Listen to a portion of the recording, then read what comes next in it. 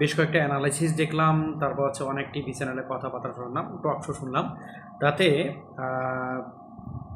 আলোচনার যে সামারি হলো যে কি আর্জেন্টিনা এখন পর্যন্ত যে কয়টি দলের সঙ্গে খেলছে, বিশেষ করে নক আউট পর্বে তারা খুবই কষ্টে জিতছে। মানে তাদের জিতা কথাই ছিল না, তারা আসলে জিতবেই না সেরকমভাবে আসলে কোনো রকমে তারা ম্যাচ জিতে নিয়েছে। আসলে কি তাই? চলুন একটু দেখে নেব। প্রথম কথা হলো ভাই, আপনি যখন ডিফেন্সিভ খেলা খেলবেন আপনার জন্য ম্যাচকে আটকায় রাখা সহজ। হ্যাঁ, আপনি চাইলে এটাকে 70, 80, 90 মিনিট পর্যন্ত আটকে রাখতে পারবেন, কিন্তু আপনি গোল খাবেন যদি শুধু ডিফেন্সিভ খেলা।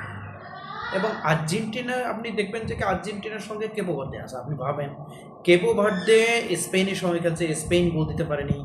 তারপর হচ্ছে কি উরুগুয়ের সঙ্গে তারা খেলছে, কাউন্টার অ্যাটাক থেকে তারাও দুটো করছে, উরুগুয়ে দিছে। যদি আমি নিশ্চিত যে যদি এই কেপো ভার্দে যদি ফ্রান্সের সঙ্গেও খেলতো তারা ফ্রান্সকে আটকে দিত, অর্থাৎ মানে অনেকক্ষণ ধরে খেলতো। তাহলে কি আপনি বলছেন যে কেপো ভার্দে খুব ভালো খেলছে? ব্যাপারটা হচ্ছে কি আপনি ডিফেন্সিভ খেলা খেললে আপনি খেলাটাকে অনেকক্ষণ ধরে রাখতে পারবেন, মানে শেষ পর্যন্ত ধরে রাখার চেষ্টা করলে আপনি অনেকক্ষণ ধরে করতে পারবেন, বাট আপনি ম্যাচের রেজাল্ট আনতে পারবেন না, অপোনেন্ট আপনার বিরুদ্ধে রেজাল্ট নিয়ে চলে আসবে।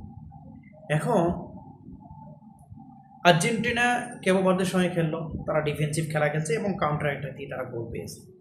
আর্জেন্টিনা কিন্তু সেই ম্যাচে কিন্তু গোল 3টা বের করে নিয়ে আসছে, ঠিক আছে, এবং ম্যাচ বের করে নিয়ে আসছে। অনুরূপভাবে যদি আপনার মিশর ম্যাচ দেখেন, মিশরও ঠিক সেম সেম তো, মানে তাদের তো চিন্তা ভাবনা হচ্ছে যে ভালো ভালো খেলা, যে পাবো একটা দিন ভালো খেলা। আর্জেন্টিনার মতো দলকে আটকাই দিবে, বিশাল ব্যাপার সেটা। তারা তো জিতার জন্য খেলে, এখন ডিফেন্সিভ খেলা খেলছে, আপনি কয়জন প্লেয়ারকে মারবেন? এখানে মিশরও কিন্তু কাউন্টার অ্যাটাক থেকেই 2টা গোল পায়, কিন্তু শেষ পর্যন্ত কিন্তু আর্জেন্টিনা ওই যে ডিফেন্ডিং চ্যাম্পিয়নদের খেলা, চ্যাম্পিয়নের মতো 3টা গোল করে কিন্তু ঠিকই ম্যাচ বের করে নিয়ে আসে। শেষ ম্যাচ যে সুইজারল্যান্ড কিন্তু দেখবেন যে কি তারা অনুশীলনে আগে কিন্তু হচ্ছে ওই আগে অনুশীলনের সময় আর্জেন্টিনার ম্যাচের পূর্বে তারা কিন্তু প্লান্টিক বা ট্রাইবেকার কিন্তু তারা মানে ট্রাই করতেছিল বা রিহার্সেল করছিল আর কি। তার মানে তাদের একটা ইন্টেনশন ছিল যে ম্যাচটাকে যেভাবে হোক যদি আমরা ট্রাইবেকার পর্যন্ত নিয়ে যেতে পারি তাহলে আমরা ম্যাচটা আমাদের পক্ষে নিয়েও আসতে পারি। তো প্রথম থেকে যখন সুইজারল্যান্ড হচ্ছে কি ডিফেন্সিভ খেলা খেললো, আর্জেন্টিনা কিন্তু অনেক অ্যাটাক করছে প্রথমে দিকে। তো একটা গোল হওয়ার পর পরবর্তী সুইজারল্যান্ড আবার অ্যাটাকের মাধ্যমে তারা গোল দিয়ে শোধ করে। এবং যখন 10টা প্লেয়ার, আপনি 10টা প্লেয়ার হয়েছে বলেই যে তারা মানে আরও বেশি গোল খাবে বা ইজিলি আপনি ম্যাচ বের করতে পারবেন তা না।